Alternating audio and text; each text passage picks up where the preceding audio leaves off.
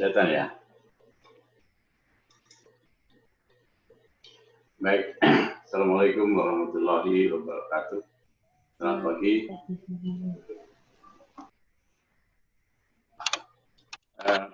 Saudara-saudara sekalian, pada pagi hari ini saya baru mulai untuk memberikan kuliahan yang terkait dengan mata kuliah ilmu dan kajian pakan ternak. Kalau di jadwal nanti akan diasuh oleh 3 dosen, yaitu saya, Pak Ifrah, dan Pak Halim. Dan mungkin nanti setelah saya kiranya Pak Ifrah. Beberapa yang ingin kita cover di dalam kuliah ini. Saya tahu bahwa peserta kelas ini itu bervariasi, saya kira background-nya tidak semua orang nutrisi. Maka beberapa yang perlu nanti kita secara intensif lah kita diskusi supaya outputnya bisa maksimal. Jadi walaupun di sini lebih menekankan secara detail tentang nutrisi ini, tapi mungkin nanti akan kita sepakat bertiga untuk memulai dari hal-hal yang agak dasar dulu, kemudian nanti ada beberapa bacaan-bacaan yang mungkin menjadi penuntun untuk bisa mengerti. Ada 7 topik bahasan yang mungkin kita akan dalami. Yang pertama tentang prinsip dasar dari ilmu pakan ternak. Jadi sebenarnya ilmu dan kajian ini kita bagi jadi nanti ada ilmu nutrisinya. Kalau di dalam textbook itu ada feed science ya. Kemudian kajiannya sendiri. Jadi feed science itu menyangkut kepada karakter dari zat nutrisinya, kemudian bagaimana nanti implementasinya di dalam memanfaatkan bahan-bahan yang ada di daerah kita terutama. Kemudian yang kedua nanti mengikut pada manipulasi teknologi untuk meningkatkan kualitas dari pakan, terutama yang karakternya berserat ya. Tentunya di sini ada kajian tentang mikroorganisme, bukan saja kepada proses metabolismenya juga. Kita akan coba nanti approach yang kita berikan nanti kepada bagaimana teknologi yang kita manipulasi itu akan bisa bermanfaat terhadap peningkatan efisiensi fermentasi dan sebagainya. Kemudian yang kelima, strategi pemberian pakan yang mengutamakan pakan yang berkualitas. Kemudian yang keenam nanti akan dijelaskan juga tentang optimalisasi dan produksi pakan ternak. Dan yang terakhir nanti Pak Halim akan bercerita tentang beberapa inovasi-inovasi yang terkait dengan ternak non-ruminansia yang menjadi bahan bahasan yang saya akan coba sampaikan dalam beberapa minggu ini. Saya akan mulai dari ilmu nutrisi sendiri, yaitu artinya feed science-nya, kemudian kajian pakan yang sudah ada pada saat ini, kemudian saya fokus pada ternak ruminansia. Jadi pada bagian ini saya akan berbicara tentang bahan pakan, karakter nutrisinya, manipulasi dan strategi pemanfaatan, serta implikasinya terhadap nilai nutrisi ternak ruminansia khususnya. Oleh karena itu pada beberapa slide berikut ini saya akan secara menyampaikan beberapa data-data yang sudah dipublish baik di textbook maupun di jurnal-jurnal yang sudah saya cantumkan juga di situ. Nah, kalau kita melihat pada ilmu nutrisinya sendiri, jadi ada 2 yang sifatnya deskriptif dan manipulatif. Jadi di dalam ternak ruminansia itu yang menarik adalah kita bisa memanipulasi situasi atau kondisi karena keadaan atau kondisi dari alat pencernaan yang memungkinkan kita untuk memanipulasi. Jadi ada beberapa hal yang mungkin di sini nanti kita juga singgung. Ada pemeliharaan secara digembalakan, kemudian bagaimana manajemennya. Kemudian di sini nanti akan saya coba menampilkan beberapa penelitian-penelitian baik yang nanti arahnya kepada penguatan teori atau juga pada yang lebih praktikal.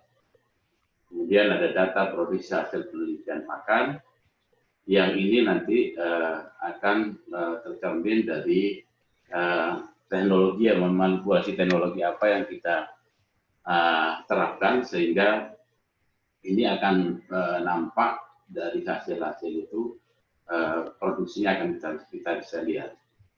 Kemudian yang sering kita dengar adalah tentang keseimbangan nutrisi, baik energi, protein, mineral, itu juga akan saya singgung juga. Kemudian acuan tabel kebutuhan zat nutrisi, dan tentunya di sini ada yang terakhir, di bagian terakhir adalah penelitian yang terkait dengan metabolisme dan prediksi. Di dalam ternak ruminansia itu juga ada keadaan di mana kita tidak bisa melakukan suatu penelitian secara detail, sehingga prediksi-prediksi tentang nilai nutrisi itu biasanya disampaikan dalam beberapa nilai-nilai matematis secara kuantitatif. Ini juga nanti akan menjadi suatu topik yang mungkin bisa kita diskusikan. Nah, tentunya manipulatifnya di sini ini nanti kita karena kondisi fisiologis ternak ruminansia itu yang sangat memungkinkan pemerataan itu, maka seperti yang saya jelaskan tadi, ada teknologi dengan menggunakan mikroorganisme, kemudian juga nanti ada kontrol ketindik, kemudian bagaimana cara memanipulasi, kemudian tentunya nanti indikatornya adalah menunjukkan pertumbuhan ya terhadap ternak itu sendiri. Dan inilah saya kira sekitar ilmu nutrisi yang kalau kita sampaikan dalam hanya 4 kali tatap muka, saya kira kita harus banyak lebih berdiskusi, saya kira, untuk bisa menyampaikan konsep ini. Nah, saya kira semua sudah tahu bahwa kalau kita bicara tentang pakan ternak, itu mulai dari rumput segar, ada awetan, ada leguminosa, ada konsentrat, baik sumber protein atau sumber energi, kemudian ada limbah industri, limbah hasil hutan pertanian. Itu nanti yang secara implisit masuk di dalam pembahasan kita yang terkait dengan hasil-hasil penelitian apa yang sudah dicapai selama ini. Baiklah, saudara-saudara sekalian, saya coba menampilkan komparasi ya. Jadi ini sudah saya kira sudah umum, sudah diketahui. Hanya saya saja ingin menampilkan secara umum tentang rumput segar, rumput lapangan, rumput gajah, rumput kinggrass, ada sekarang rumput odot dan sebagainya. Sebenarnya sampai seberapa maksimal sih kalau kita menggunakan ini untuk ternak ruminansia? Apakah bisa kita memanfaatkan sebagai pakan, sebagai sole diet atau satu-satunya pakan atau tidak? Dan ada sumber protein berupa leguminosa yang jelas di sini jauh di atas sumber syarat ini kalau kita lihat kualitasnya. Kemudian kalau kita melihat sumber energi, ya, jadi pada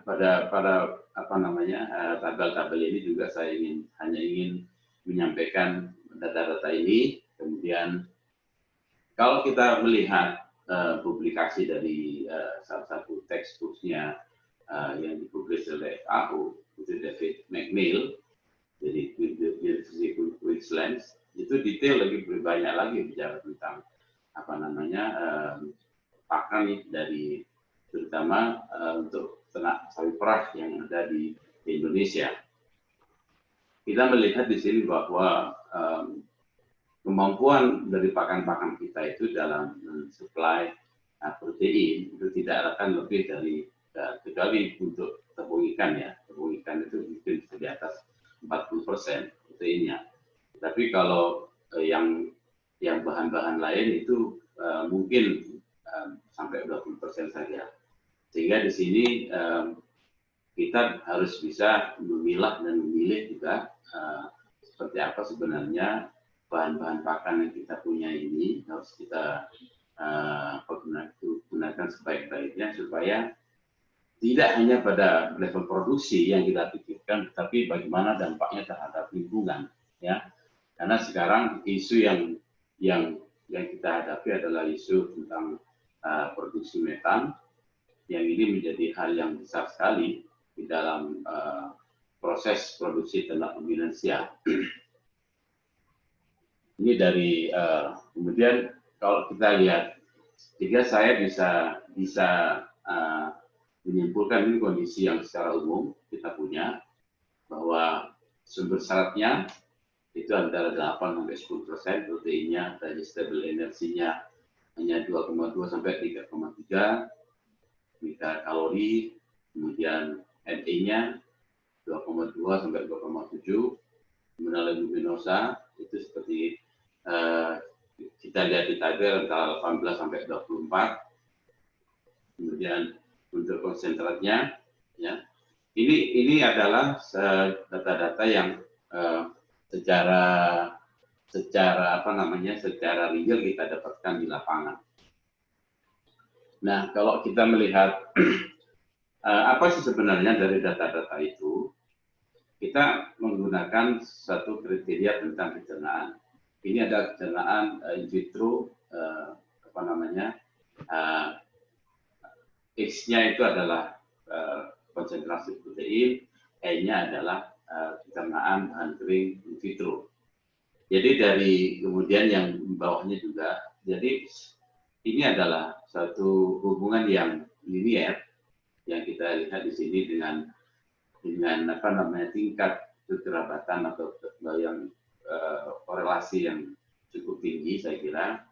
Kita jadi kalau kita punya bahan pakan yang atau di dalam ransum itu memang semakin tinggi sampai 14% protein, maka otomatis kamarnya akan makin tinggi, ya. Jadi beberapa bahan pakan ini. Kemudian ini untuk apa namanya rumput, ya, juga seperti ini. Jadi kalau kita melihat pencernaannya, kita lanjut. Kemudian kalau kita lihat kondisi dari NDF dan ADF yang merupakan komponen dari, nanti saya jelaskan di berikutnya. Saya hanya ingin membandingkan kalau ini temperate, di sebelah kanannya adalah, di sebelah kirinya adalah tropis, ya. Yang kita punya itu jauh lebih tinggi dibandingkan yang ada di punya negara-negara yang subtropis atau di temperate, ya. Jadi dengan kita memiliki data seperti ini, maka nanti kita ada tantangan berikutnya bagaimana untuk menggunakan apa namanya pakan-pakan yang memang NDF-nya tinggi dan sebagainya. Sehingga di sini perlu juga kita memberikan apa namanya fokus teknologi-teknologi apa yang seharusnya kita berikan untuk meningkatkan daya guna dari pakan-pakan kita ini. Nah, jadi kalau tadi saya berikan apa namanya penjelasan bahwa NDF itu sebenarnya lebih menggambarkan pada dinding sel, ya. Yang ini merupakan estimator yang paling penting tentang apa namanya isi total dinding sel, selulosa, hemiselulosa dan lignin. Kemudian kandungan NDF sangat bervariasi, ya. Jadi pada bisa 10% terutama pada biji-bijian yang mengandung karbohidrat tinggi atau soluble karbohidrat seperti padi dan sebagainya, hingga sampai 50-90% pada rumput tropis dan atau jerami. Ya. Hingga kalau kita melihat dari skema yang ada di sebelah kiri ini, maka isi sel itu adalah 100 dikurangi NCF. Ya. Jadi bagian tadi. Kemudian ADF itu menggambarkan tentang selulosa dan lignin yang konsentrasinya bervariasi antara 3%, bahkan sampai juga 40-50%. Nah, kalau kita melihat lebih detail lagi pada ADL-nya, di mana ADL ini merupakan estimator dari kandungan lignin dan ini lignin ini sama sekali tidak bisa dicerna, ya. Nanti di bagian akhir dari slide ini saya tunjukkan satu jurnal yang cukup, ya, sebenarnya sudah lama itu dipublish, tapi saya kira menarik untuk bisa dibaca itu nanti. Jadi apa sih sebenarnya pengaruhnya ini terhadap kualitas dari pakan terhadap dari NDF ini? Jadi kalau